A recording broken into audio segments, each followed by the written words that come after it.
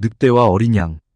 늑대가 양떼무리에서 떨어진 어린 양을 만났어요. 그래서 잡아먹기로 작정했지요. 그래서 그렇듯 한 구실을 대 잡아먹을 생각을 했어요.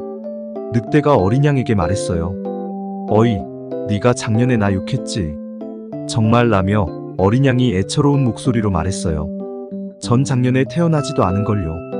그러자 늑대가 내 풀밭에서 잔디를 뜯어먹었더군 라고 말했어요. 아니요 선생님 라며 어린 양이 대꾸했어요. 전 아직 잔디를 맛본 적도 없는걸요. 늑대가 재차 말했어요. 내 샘물을 마셨더구나. 아니요 라며 어린 양이 소리쳤어요. 전 아직 물이란 걸 마셔본 적이 없는걸요. 아직 엄마 젖만 먹고 마시고 있어요. 그러자 늑대는 다짜고짜 어린 양을 움켜잡더니 꼴꺽 잡아먹어버리더니 말했어요. 네가 내 말에 아무리 논박을 해도 저녁 식사를 내가 마다할 리야 없지. 악당은 언제나 자신들의 악행에 대해 그럴듯한 구실을 찾는 법이랍니다. 이 박쥐와 족제비. 땅에 떨어진 박쥐 한 마리가 족제비에게 붙잡히고 말았어요. 박쥐는 살려달라고 애원했지요. 족제비가 거절하며 말했어요. 우리 족제비들은 원래 모든 새들의 적이다. 그러자 박쥐는 저는 새가 아니라 생쥐랍니다. 라고 말하고 증명해 보인 후에서야 가까스로 풀려날 수 있었답니다. 그 후 얼마 못 가서 그 박쥐가 또 땅에 떨어졌다. 이번에 다른 족제비에게 붙잡히고 말았어요. 박쥐는 이번에도 저를 잡아먹지 말아주세요라고 탄원했지요. 족제비가 말했어요. 우리 족제비들은 생쥐들의 특별히 악감정이 있지. 그러자 박쥐가 저는 생쥐가 아니라 박쥐랍니다. 라고 말하고 증명해 보인 보였고 그런 연고로 2번씩이나 풀려날 수 있었지요. 이렇듯 누구나 자신의 상황을 봐가며 그때그때 처신해야 한답니다. 3. 당나귀와 메뚜기. 당나귀가 하루는 메뚜기들의 울음소리 찍찍하고 음를 듣고는 매료된 나머지 자신도 그와 같은 하모니를 내고 싶어 도대체 무얼 먹으면 너희들처럼 그런 고운 소리를 낼 수 있니? 라고 메뚜기들에게 물어보았지요. 메뚜기들이 대답했어요. 이슬. 그래서 당나귀는 그날부터 이슬만 먹고 살다 얼마 안가 굶어 죽고 말았답니다. 4. 사자와 생쥐. 생쥐 한 마리가 얼굴 위를 밟고 지나가는 바람에 사자가 자다 깼어요. 벌컥 화가 난 사자가 생쥐를 잡아 막 죽이려던 찰나에 생쥐가 간절히 자비를 부탁하며 말했어요. 살려만 주신다면 이 은혜를 꼭 갚을게요. 그 말이 웃겨서 사자는 생쥐를 놓아주었답니다. 이 일이 있고 머지않아 사냥꾼들이 놓은 덫에 그 사자가 걸리고 말았어요. 사냥꾼들은 단단한 끈들로 사자는 단단히 묶어 놓았답니다. 사자가 포호하는 소리를 그 생쥐가 듣고서 오더니 자신의 이빨로 끈을 갉아먹기 시작해 사자를 다시 풀어주었어요. 생쥐가 외쳤죠. 제가 도와드린다고 말씀드렸을 때 절 비웃으셨죠. 제게서 도움받을 일은 없다면서요. 그런데 지금 이렇게 구해드리잖아요. 이젠 생쥐도 사자님을 구할 수 있다는 걸 아셨죠? 숙군과 빨래집 주인. 숙군 숯을 굽는 사람이 자신의 집에서 사업을 시작했답니다. 그러다 한 친구를 사귀게 되었는데요. 그는 빨래집 주인 업문출 융업자, 양털을 직물로 만드는 기술자이었어요. 그가 마음에 든 숙군이 말했어요. 내 집에 들어와 함께 살자. 그럼 사이도 더 좋아질 거고 생활비도 절약될 거 아니니? 그러자 빨래집 주인이 이렇게 응수했답니다. 저한텐 최악인데요. 제가 형네 집에 들어가 살다가는 제 빨래감들이 형 숯들 때문에 금방 새까맣게 변할 거 아니에요. 끼리끼리 모이는 법이랍니다. 6. 아버지와 아들들. 지들끼리 하도 싸우는 아들들을 둔 아빠가 한 분 계셨어요. 격려와 훈계로 아들들의 싸움을 말려도 보았지만 모두 실패하자 아빠는 실제적인 사례를 보여주자 결심했지요. 분열이 나쁜 사례 말이에요. 그래서 아빠는 아들들 보고 각자 나뭇가지 한 묶음씩을 구해오라고 시켰죠. 아들들이 저마다 구해하자 아빠는 나무 한 단씩을 아들들의 손에 잇따라 안겨주며 부러뜨려보라 시켰어요. 아들들은 있는 힘을 다해 보았지만 그 나무 묶음을 부러뜨릴 수 없었어요. 다음으로 아빠가 나무 한 개씩만 따로 빼내어 한 사람씩 손에 쥐어주며 부러뜨려보라 말했고 이번엔 아들들도 쉽사리 부러뜨릴 수 있었어요. 그러자 아빠가 다음과 같은 말씀을 하셨어요. 아들들아, 너희가 마음을 합치고 서로 돕는다면 너희는 이 나무 묶음처럼 될 수 있다. 그럼 누가 너희들을 해코지하려 해도 실패할 것이다. 하지만 너희가 서로 불혈하고 다툰다면 이 나무 막대기처럼 쉽게 부러지고 만단다. 7. 메뚜기 잡으려다 일낸 소년. 메뚜기를 잡으러 나선 소년이 있었어요. 그래서 메뚜기들을 잔뜩 잡았답니다. 그러다 전갈 한 마리를 발견했는데 소년은 그만 그 전갈도 메뚜기라 착각하고서 손을 내뻗어 쥐고 말았어요. 전갈을 말이죠.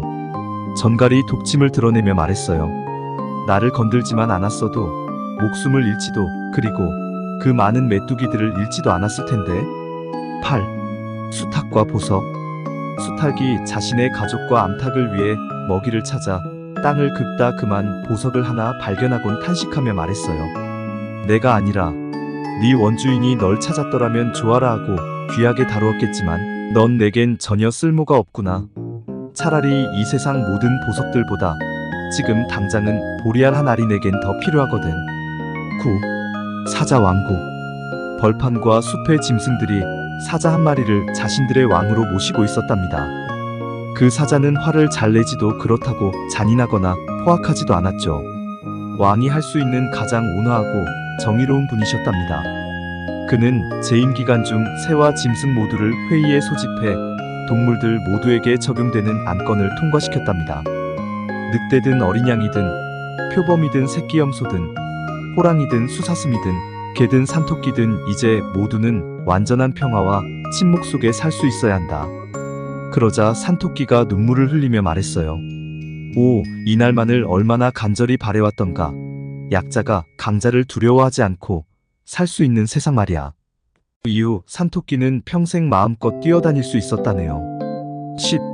늑대와 두루미. 목에 가시가 걸린 늑대가 두루미를 찾아가 말했어요. 보답은 두둑이 할 테니 내 머리를 내 입에 넣어서 가시 좀 빼주렴. 가시를 뽑아낸 두루미가 약속한 보답을 요구했어요. 그러자 늑대가 자신의 무시무시한 이빨을 드러내며 이를 갈더니 큰 소리로 말했어요. 흥, 늑대의 아가리 입과 턱에 내 머리를 집어넣고도 무사히 다시 뺄 수 있었다면 이미 보상은 두둑이 받은 거 아니야? 아셨죠? 사악한 사람을 도울 땐 절대 보답을 기대해선 안 돼요. 차라리 그 과정에서 해코지라도 당하지 않은 걸 천만다행으로 생각해야 한답니다. 11. 피리 부는 어부. 음악에 조예지식가 깊던 한 어부가 자신의 피리와 그물을 가지고 해안가로 갔어요. 그물을 아래에 설치한 다음 돌출된 바위 위에 선 어부는 물고기들이 내 멜로디에 이끌려 그물 속으로 춤을 추며 들어오겠지라는 기대에 부풀어 몇 곡조 피리를 불었답니다. 하지만 아무리 기다려도 물고기 한 마리 그물로 들어오지 않지 뭐예요. 그래서 그가 피리를 내려놓고 바다로 그물을 던진 후 끌어올렸더니 엄청난 수의 물고기들이 올라왔어요. 바위 위에서 그물 속에 갇힌 물고기들이 사방으로 팔짝거리며 춤을 춰대는 꼴을 보고 있자니 어부가 저도 모르게 이렇게 말했죠. 오, 이 제멋대로인 것들아. 내가 춤을 춰달고 그렇게 피리를 불러댈 동안엔 코빼기도 안 보이더니 이제 가만히 좀 있어달라 비니 이토록 명량하게 춤을 추는 거니. 12. 헤라클레스와 마부. 마부가 하루는 시골길을 따라 마차를 몰고 가다 그만 수레바퀴들이 웅덩이 속에 깊게 빠지고 말았어요. 시골 마부는 너무 놀라 망연자실해진 나머지 자신의 마차 옆에 서서 멀거니 바라만 보고 있다. 큰 고함을 치며 헤라클레스여, 오셔서 저 좀 도와주소서 라고만 말할 뿐이었어요. 그 말대로 헤라클레스가 직접 나타나긴 했는데 다짜고짜 이렇게 마부에게 말하는 게 아니겠어요. 저 수레바퀴들을 자네 어깨로 들어보는 신용이라도 좀 하든가, 아님 황소를 뾰족한 막대기에 꽂아 굽기라도 해보든가 뭔가 하는 신용이라도 최선을 다해 한 다음에야 내 도움을 청해야 할 것이 아닌가. 그러지 않고서는 기도를 아무리 많이 해도 헛수고라네. 하늘도 스스로 돕는 자를 돕는 법이랍니다. 13. 개미와 배짱이. 어느 활짝 깬 겨울날에 개미들이 자신들이 여름철에 모은 나달곡물들을 말리고 있었어요. 그때 굶주림에 다 죽어가는 배짱이 한 마리가 지나가다 먹을 걸 좀 안 나눠주겠니? 라며 빌었어요. 개미들이 배짱이에게 물었어요. 그럼 넌 여름철에 음식을 모아두지 않고 뭘 한 거니? 배짱이가 대답했어요. 놀 시간도 부족하던걸. 매일같이 노래하느라 다 보냈지. 그러자 개미들이 조롱하며 말했어요. 여름철 내내 노래나 하고 있을 정도로 어리석다면 그럼 겨울엔 밥을 거르면서까지 춤만 춰대면 되겠네요. 14. 여행자와 그의 개. 막 이제 막 여행을 떠나려던 한 여행자가 문 앞에서 쭉 기지개를 펴고 서 있는 자신의 개를 보게 되었어요. 빈정이 상한 그가 말했어요. 너 왜 거기서 멍하니 서 있는 거니? 너 빼곤 다 준비했다고. 너도 나랑 갈 거니 어서 준비해라. 개가 자신의 꼬리를 살랑살랑 흔들며 대꾸했어요. 오, 주인님. 전 준비 다 되어 있었어요. 전 지금 주인님이 준비 끝나시기만을 기다리고 있었는걸요. 늦장꾸러기는 자기 잘못은 못 보고 종종 남 탓을 하기 일쑤죠. 15. 개와 그림자. 개 한 마리가 입에 고깃점 고기 한 조각을 물고서 개울 위 다리를 건너다 물 위에 비친 자신의 그림자를 보고서 그게 자기 것보다 2배가 큰 고깃점을 문다른 개인 걸로 착각을 하고 말았어요. 그 즉시 개가 물고 있던 고깃점을 떨어뜨리곤 사납게 다른 개에게로 달려들고 말았어요. 그 개에게서 자기 거보다 더 큰 고깃점을 빼앗기 위해서였죠. 그리하여 개는 둘 다를 잃고 말았답니다. 그가 물로 뛰어들어 왈칵 붙잡은 건 그림자였고, 그리고 자신이 원래 물고 있던 그 고깃점은 개울에 그냥 유유히 떠내려가고 말았으니까요.